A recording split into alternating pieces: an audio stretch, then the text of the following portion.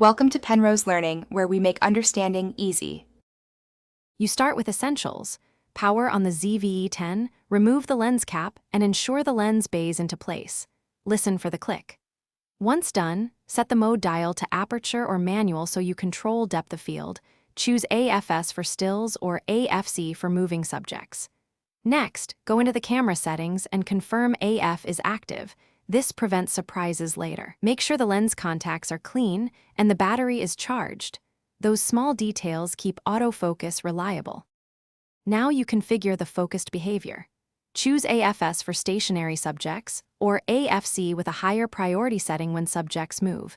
This decides how aggressively the camera refocuses. Then pick an AF area, wide for general use, zone when you want a region, center for quick lock, or flexible spot to place the point precisely.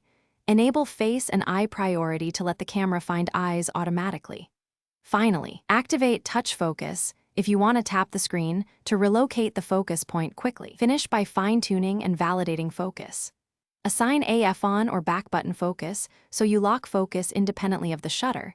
This gives consistent results. Test focus by magnifying the live view or using MF Assist to micro-adjust at your working aperture, because focus accuracy changes with aperture. Try both still and moving subjects to confirm behavior. If the camera hunts or misses, switch AF area or AF mode, clean lens contacts, or use manual focus as a fallback. This single Thanks for watching. If this was helpful, leave a like and consider subscribing. See you next time.